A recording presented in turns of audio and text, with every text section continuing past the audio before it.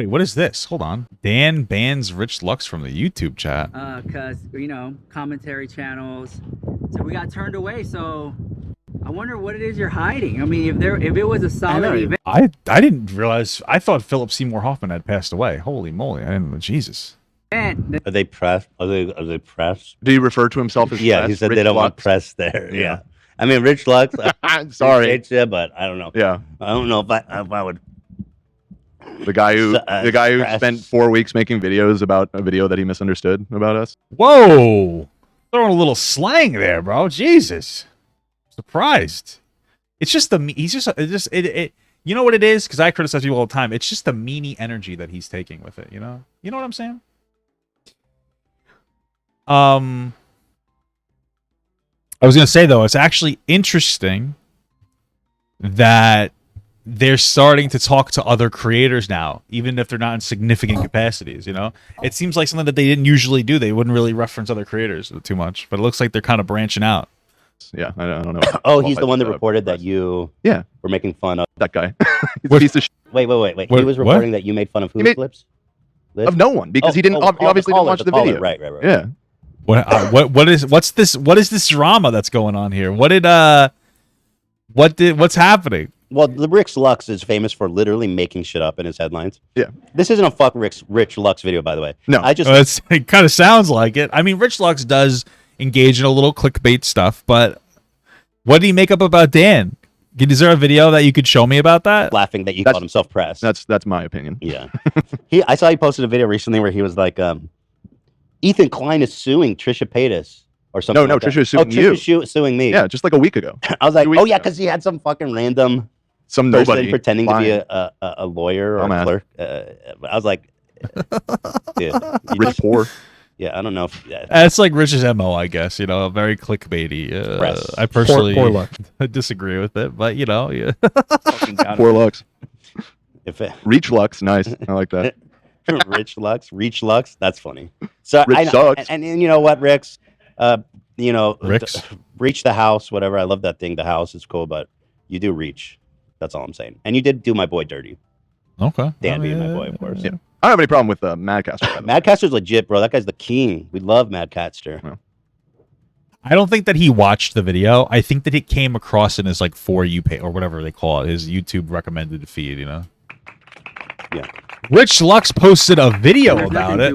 If it's supposed to be as good an event as they say it is, why are they letting us in? That's interesting. That's they made us pay for parking, but so they lied about that. Okay. They did say parking would be free, and they were charging people $10 for parking. It was $10 for parking. I remember them saying parking would be free, you guys. I don't have that specific memory, but that's like something that they Does nobody else remember the parking was going to be free? Yeah, but I remember some confusion as well. At one point, there was something on the website that said like $5, $10 parking. And I remember you saying you were confused because it said free parking initially. So, yeah. I mean, the advertisement for it changed a lot over time. Yeah, I don't like Rich. He's an alt-right pipeliner. As we'll see. Oh, somebody said the first person Rich Lux called when he got kicked out was Keemstar. Well, that's a problem, dude. Why is that a problem? He tagged you and Keemstar in the same tweet. Oh, okay. Tagging you after he's... I wonder why that's a problem, because like I think Keemstar's very problematic. Of course, I would have to be a suspicious character from the popular video game Among Us if I didn't. But at the end of the day, like he's the only real. This is one of the things. He's the only person providing like that service. So if you're a drama channel, especially, and you're not like into like anything, you know, deep. Like my biggest issue with Keemstar is why couldn't you just get it out of your mouth? That's like a big issue I have with him. And of course, me being within proximity of him has allowed me to contest him on a lot of things like that before, which is like what I appreciate about talking about to Keemstar, because I get to push him back on some of the things that I find very problematic. But like Rich looks like, hey, they kicked me out. Here's some information. Here's some news. Maybe you can feature me. That's kind of like the whole thing, you know. Here's to mention the main character. Yeah, Keemstar is from the main character. It seems, you know. Ethan is just the Ethan is Voldemort. You know, he's more influential and powerful, but eventually, young Harry Potter, young Keemule Potter, will get him.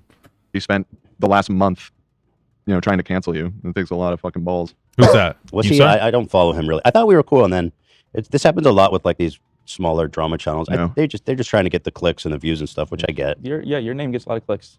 Is that what Ethan? Was that what Rich did? Did Rich spend like a month trying to deplatform Ethan? I don't know if I agree with that. Do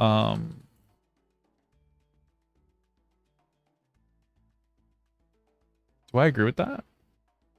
I mean, he definitely clickbaited his name. Let's not lie about that, because Rich does a lot of clickbaiting, 100%. But deplatform, I don't think that's fair. From what I've seen, maybe there's a video I'm missing. Rich keeps talking about. Is this the gay bear video that I'm in? Is this? Yeah, it is. Rich just kind of talks that joke too, and I will occasionally talk about like the joke that he made about the person, like the bottom joke, which I honestly didn't have a big deal with, but people had a bigger issue with like the way that he treated the fan that called in, and you know, kept kind of pushing a boundary that the fan said. He's like, hey, don't ask about my sexuality, and Ethan kept pushing it.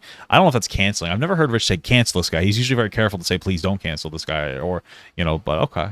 Well, thanks, bro. Thanks for saying that. It's nice. I don't think he's like adamantly anti-Ethan. No, Rich, no, I don't think so either. But sometimes he goes too far, like, you know. Too far right. Am I right, guys? Richard Lux is part of the alt-right pipeline. True. To get them clicks. It's interesting, though, because like it's such an interesting argument, because absolutely people are going to talk about Ethan more because he's a bigger person, and there's going to be more bullshit stories that come out about Ethan as well. That is like an objective truth. Like that's an undeniable truth. On the flip side, though, you could argue that like people are just going to be more willing to criticize him because he's larger and has more influence. So it's this balance between people intentionally being bad faith versus some people that are just trying to criticize him. And the problem is being in that content, being him as the content creator. I'll tell you from experience, it can be difficult to differentiate the two. Right? Again, days on TikTok when I was large. That's one of the problems. Okay, I know I talk about it too much. Shut the fuck up. But I'm using it as a point of reference to, you know, generate some empathy here. That's too much. Like making. Somebody stole $400 from you. My wife. Call them. Holy shit! What 4 videos about me? That's too much. Yeah, that is fucked There were up. 4 videos on you. And that was just such bullshit. That was just such bullshit. Do you feel famous? Yeah. Yeah. Sure. Get it off your desk. We're talking to Rick I did. Lux now. Yeah. Yeah. No. I didn't want to get into it. I don't want to be dragged into it, but I do got to say, in that situation, that shit really makes me lose faith whenever I see someone like Dan, who is, all he does is defend. He's the prime example of an ally. And He's an ally. Dan's an ally. To hear all that shit that he went through. Ow, I don't like this. Actually, I was like, okay, I get being, I don't like this, though. Now I understand what their criticism is. Bro, I wanted to watch this as like some bullshit throwaway video to throw on my alt channel, and now I like really just can't. Okay, maybe I still can. Fuck, I don't want to do this. This is so stupid. Like rehashing this. Okay. Talk about. By the way, I hate it when people call themselves allies or like their friends allies. Like when you have no real connection to the LGBTQ community. I want you to understand that.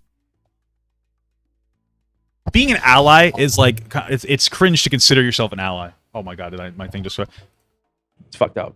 My audio's fucked up. No. It's a little it's one of those things where like it's somebody part of the community would be the ones to say that. Okay, whatever. Okay.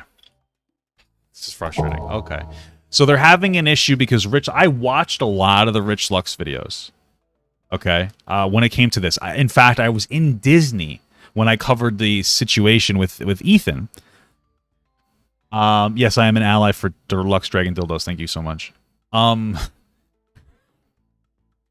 was in Disney and I watched like some of the Rich Lux video, and I've watched some of the follow-up videos that Rich Lux has made about the situation. The general concern, I know what Rich's perspective is. He didn't really care about the joke. It was when the gay guy came in afterwards, and then Ethan was kind of just memeing him. He's like, the guy was like, oh, I don't like that joke. It perpetuates a stereotype. Now, here's the thing. It's a silly bottom joke, and I've always defended the joke. But the way that he like treated that fan was a bit disrespectfully, right? The guy explicitly said like, hey, I don't want to talk about if I'm a top or a bottom. It's totally fair. It's a sexual question. People can feel very uncomfortable. And the guy felt uncomfortable. And Ethan continued to push, even though the guy said, like, please don't ask me about this. And he's like, oh, but I was just guessing. Was I right? Was I right? This is comparative. This is okay. I don't want to be hyperbolic, but in a workplace setting, this would be considered sexual harassment. Okay. People get uncomfortable. Let me give you like a, for instance, this is actually good because I happened in my recently, something like this happened to me. Like I did something like this to somebody. I didn't even realize it made them uncomfortable. So I was talking to Stardust one time and she's like, this was like a week ago. And my wife was watching, And Stardust was like, oh, I'm talking to the quartering in my DMs to see if I can have like a debate thing with him. I was like, okay, cool. And so she literally what she said though is like, oh, I'm talking to the quartering in my DMs, and I said anything sexual. I'm making like a silly joke about like, that's funny, right? You know, you get the joke. My wife after the stream goes like, that was inappropriate. Like you're putting her in like a very uncomfortable situation by like getting things like sexual. I was like, well, I didn't mean like that. She's like, it doesn't really matter what you interpret it as. I know you're kidding. But my wife's like, if it was me, I would be like annoyed with you because it feels like, why do you need to bring it there when she's talking about how she's gonna have a debate with the quartering? Like, oh shit, like, fuck. I was like, god damn it, I shouldn't have said that. Right? So it's one of those things where you're just trying to be funny, but you end up like pushing a boundary. And a lot of times when people push boundaries, they don't mean to do it, but maybe they're just being themselves. But you have to understand is that like we're all very different people, and we all learn to interact very differently with our own environments and our own local groups. So I talk about this all the time. So for instance, like in my circle, I call my wife a bitch, and my wife calls me a bitch all the time. When I met my wife, I hated the word, but she would call me a bitch. She's like, "Oh, what's up, bitch?" Like that's just like the term. So now we use it. So now I call like my wife and I, they go back and forth, right? So in our sphere, that's perfectly acceptable. Like it doesn't really matter. It's just like some silly fun. Right. Another thing what we do is I make like silly, inappropriate, like sexual jokes. Like that's another thing that I do. In my sphere with my wife, that's fine. In my like local sphere with my friends, that's fine. With my family, that's fine. Even though it's weird when I do my family, right? When you start like this, but this is the way I talk, and I don't mean anything offensively by it. When we start going into like the general amount of society where you have like it's made of like different people that are like influenced differently, you have to be like more aware of your individual interactions, right? So now all of a sudden, if I go into public and I call a girl a bitch just to be funny, she's gonna get offended, and that's my fault, right? And I feel like this is similar to that. Ethan was probably getting a little too comfortable, but he kept pushing the boundaries, and like it's not that serious. Well, it's a big deal. It's not like a huge deal. Okay, here's what I'm trying to say. This is one of like those first aspects of like getting into like the idea of like consent and boundaries. It's not like Ethan didn't assault anybody. But when somebody sets a very clear established, like, I don't like it when you ask me about this thing, especially when it's in a sexual capacity, this is where you disengage from doing that activity. So the second this guy said, like, don't speculate on my sexuality or what, like, how I like to get, like, have sex or intercourse, and Ethan keeps pushing, you're violating a clearly established boundary, and you're demonstrating that you don't really know how to, like, 100% adhere to sexual boundaries. I'm not saying that he does this in any serious capacity. I'm not saying that he's any type of sexual assault or any of that. But this is like, if you, it's one of those things where like, okay, well, you shouldn't be struggling to not cross a boundary like that. If somebody's like, I don't want you to talk about my sex life, that's it. That's all it takes. Like, this is like a very square one thing. And I imagine, like, imagine it was a woman that Ethan was saying this to. All of a sudden we would be like, oh yeah, Ethan, like, why did you do that? But since it's a gay guy, you don't really care so much about it. And I'm not saying it's because he's gay and that you hate gay people. I think it's because it's a man and you feel like your expectation of what that man is should be more okay with sexualized jokes. But that's the whole idea, the concept behind deconstructing traditional concepts of masculinity. I know we're getting like really fucking woke brain here, but like that's what it is. And so you have like a gay guy who's just like, hey, I respect my boundary, and you're not respecting his boundary. And that's what people had a problem with. And I know nobody's saying it like that, because I don't think people are thinking about it that deep, but that's the generalized criticism that people are trying to make. It's just difficult to create that criticism, I think, sometimes, right? It's something, it's a lot of thought to give like such a kind of a small thing. And so that was sorry, I'm gonna play that later.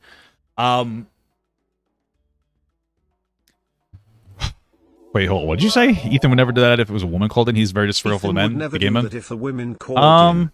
He is really disrespectful to gay men. Outside of this one instance, I've never seen anything like super disrespectful. I'm not going to take that as like, I don't know, that might be this, that might not be the best argument. Okay, so that being said, that was what Rich Lux's fundamental criticism is. And the thing is like one of the things that actually really bothered me that Dan did was when they were getting backlash on the joke, he said something that a lot of people who tend to be conservative do when they criticize the LGBTQ community, or at least that's the only time I've observed it. And when they criticize, be like, you don't know me, I might be gay, but you're not fucking gay. So it's one of those things where you hide behind the identity of being gay to try to dispel yourself from any like reasonable criticisms on you, right? And it's like now you're trying to weaponize like an identity with the LGBTQ community, so that like you can be like, oh well, you can't criticize. You see what I'm saying? I know it's not as like super deep. because I'm a fucking straight guy, and Ethan's a straight guy, and Dan's a straight guy. But like Rich Lux, Adam McIntyre, those are gay guys, and they're more attached to the situation. That's like the whole concept about like checking your privilege, liberal. And I know it might be cringe and we're getting really woke here, but like that is what it's about. It's about like being somebody that's not really like in a marginalized group. I know Ethan's Jewish, I don't know, like, but like outside of that, and like trying to be like, oh shit, like my interactions are going to be perceived differently based on like their interactions in their life, and like we should try to be as respectful as possible. So that's what the criticism comes from for Dan. I know that was like a fucking mouthful, right? And I personally didn't see anything that was super inflammatory coming from Rich. Now Dan might be somebody who thinks that gay people are poggers. I think that he is. He seems like he's a nice guy. But like what you got to understand, like I don't know how to communicate to this, is that like there's always going to be times as somebody who's not within a group that likes a group and wants to advocate for them, that will misspeak on them because you don't know what the fuck you're talking about. I've done this shit all the time. That's like part of engaging in like this kind of discourse, is you're going to fuck up constantly. You're going to fuck up constantly, and you have to just suck it up. You have to suck it up. You have to take it and they'll like, okay, because if you don't, now all of a sudden, like, what precedent are you setting? Right? Because what you were criticized for was that you guys kind of had like a meltdown at gay people being offended by a gay joke, which I would expect gay people to be a little offended by a gay joke, and then disrespecting them when they came on. That's the bigger issue. Because I'll fight for the joke. I don't think it was that bad. But they still have their right to be like, I didn't like that. Be like, okay, I'm sorry. It was just a joke. But when you're like constantly like, oh, like, do you like to get fucked in the ass? Are you a bottom? Do you like cock to gape your asshole? I know I'm being like, that's what you're asking this guy. Like he said, please don't ask me. And you kept pushing. And then you're like, oh, how do you guys know I'm not gay? It's like, because you're probably not gay. Because you probably haven't experienced that. And like, it's really shitty that you're like pretending, you're kind of like, you're hiding behind an identity that you clearly don't have to try to be like, oh, you can't be mad at me. I don't think that either of them are trying to be shitty. I think that they're very sensitive and they're not. Fuck. I think it's very clear, and this isn't like a criticism, that none of the people on this show, from what I've seen, seem to be like super really concerned with like the depths and the nuance of any of the things that they're talking about. I'm not trying to be like mean, right? Like most people aren't. It's like, hey, I think gay people should have rights. Like that's what they're at. That makes perfect sense. But then you get into like the deeper conversations about this stuff, which I do. I talk to people. Like that's the whole point. That's what I do for like a living. That's what I've decided to do. Right? And you sit down and you talk like, okay, this, okay, that, right? And I'm not saying that they're performative. I'm saying that like it's not an interesting topic to them. I don't think they just care. I don't agree with that. You just said that they don't care about they only care about the optics. I don't think that they're just performing for views. Okay. I think that it's like it is obviously an easy stance to have to be like, yeah, gay people are poggers. It's not a defensible position, right? Because like conservatives don't have like the online world. So you don't have to sit down every day and convince somebody that gay people should be able to get fucking married. This is something that I engage in, right? Every once in a while, I have some conservative audience members. We'll talk about like different, like, high value male bullshit, and then we'll talk about this and talk about that. We do like really like a deep dive into a lot of these topics, right?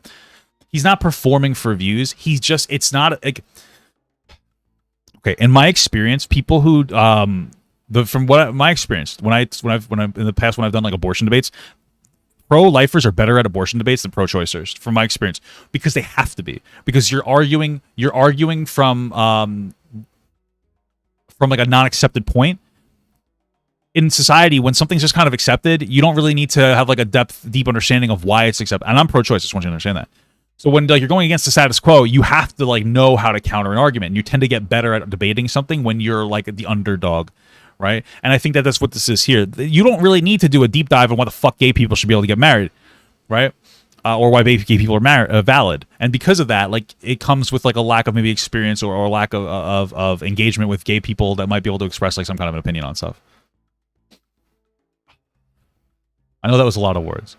And I think that you couple that with like Dan seems to be a sensitive person and like he gets offended. And instead of like taking a step back going, fuck, I fucked up, he doubles, it wasn't that fucked up what Rich said. I don't listen. This is one of the things that I learned. If somebody from like a marginalized group is expressing to you that they feel uncomfortable with a thing, you don't have to just believe them, but you should sit down and seriously consider why they're saying what they're saying. Like that's number one of what you would say when you would consider yourself like an ally. hey, I'm an ally to this. I am an ally here. So like you have to listen. That's number one, is listening. That's the whole point of like, hey, amplify gay voices, amplify black voices, amplify, indigenous voices, amplify this. And then once they're amplified, it's like, I don't really like what you said. And the thing is because even like the mainstream like narrative, even like the mainstream gay narrative is dominated by straight people, I'd say. Because who are the most people talking about gay shit on the internet? Sorry for saying gay shit, but gay discourse. It's straight people. Literally right now, what are we doing right now? Rich Lux is like a byproduct. He's of what we're talking about. Like, do you see how like the gay person isn't even the central focus of the conversation? It's the feelings of a straight person, right? And this is how we've done. And we're gonna get so fucking woke. I don't care anymore. Now we're going on a tangent. This is even how like our media portrays shit. Let's talk about like slavery movies. I know we're going like in a different direction, but notice that every single like movie that's about slavery, like historically, outside of a couple of modern ones, are all centralized about the good white person, and not the struggles of the black people, right? Why? Why is a conversation about historical slavery and basically which would lead to like systemic racism? Why is that focused on fucking white people? Well, why do you think, right? It's to appeal to white people, and it's appeal to their sensibilities. It's to make white people feel like they're not the bad guy, they're not the racist. Yeah, Django was a good movie. They focused it around a black person struggle. Yeah, see, there you go. But even in that movie, the German guy was quite a bit of a focus. He wasn't the main focus, I would say. He was like the Obi-Wan of that. So you see, you see kind of like how like that's like the domineering perspective is usually of like the non-marginalized group. It's usually of like the dominating group. Shut up. How does Blackbird feel about this? Shut up. It's usually of the dominating. It's usually of the dominating group, and it's easier to dismiss somebody for the way that they feel rather than to sit down and go like, okay, I could see why you interpret it this way. Maybe this wasn't the best way to handle it. Okay, now we're done with that, and we can watch the rest of the video. Fuck. Okay, now apparently we can't. There we go. Dan is definitely an ally. I think it's fucked up too to accuse him of being homophobic based on literally like the biggest Reach Lux of all time. Reach the house. And then you know what? Let me just like do a comparison here. The one thing that they're gonna latch onto, and they have kind of an argument, is Rich Lux does make some. He makes a lot of clickbaity content, which is going to like hurt his credibility. Right, and I'm not trying to shit on all the Rich because like he's a content creator first. He's not a gay guy first, and that's one of those things. It's like like Rich might make some. I like from what I watch. Like when I watch, it's like he does clickbait, like whatever, and he's for the drama, you know. So that's what they're gonna kind of latch on and be like, well, he's not a super credible person. I don't know if I could really listen to them, but you still should listen and do your best, Reach the house. Somebody says Rich just likes to talk shit. Yeah, me too. That's what I'm doing. Yeah. Okay, there you go. From one to another. I love Reach Lux though, guys. That is strong. I'll be crucified with you tonight. Reach the house. Yeah, crucified by who? Poor Lux. Yeah. Poor Lux. By a dude in a crown and some clown makeup.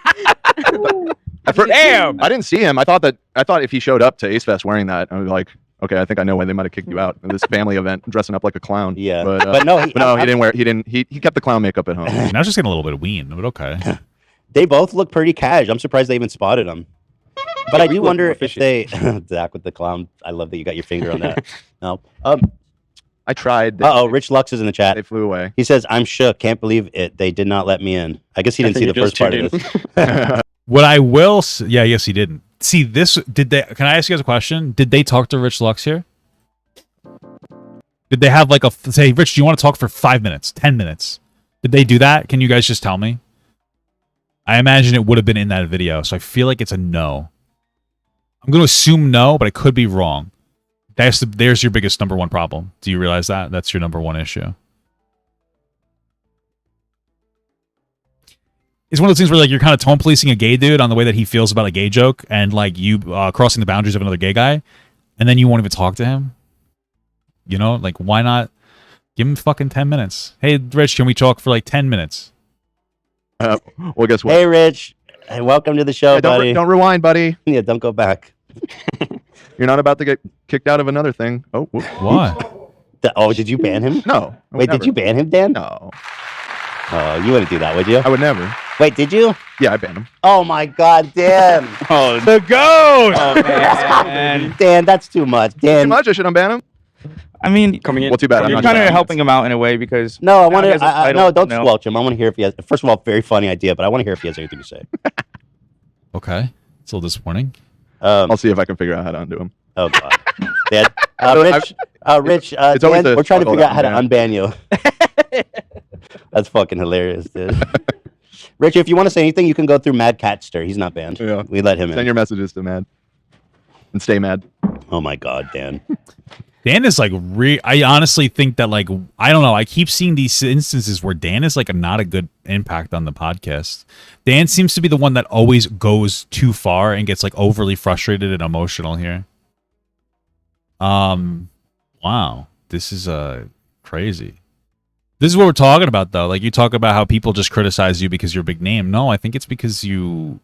This is like, I know that you guys are fucking around, joking around. But, like, to people like Rich or other gay people in the community that might have been a little offended, this is like a slap in the face. I'm just saying, bro. You know? These are like the moments where people are like,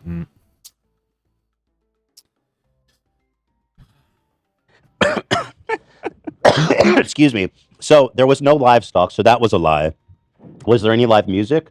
I know Dan. And wait, Dan was wait, hold on. If Rich Lux was in there, my understanding, correct me if I'm wrong, is you have to be a subscriber. Like, you have to be like a paid subscriber or whatever in order to join these things. Am I right? Or am I wrong about that? Or isn't it always like a member? Isn't it always member only stuff? Am I wrong about that? Why did they turn off the chat here? Wait, why is the chat turned off here? In this newest thing. They streamed it live. Usually the chat should be at the side. That's weird. You made a point about performances versus music, but was there music? There was no. There was DJs. Then you got to pay. There was? Just, No, not even. What there? Yeah, there was Inside DJs. there. Oh, inside. More than one DJ? No, not just inside, outside as well. Oh, really? Yeah, I was looking at the What's that? turntables. There was Okay. 2 DJs? Mhm. At least. At That's least. fire. 3? Okay.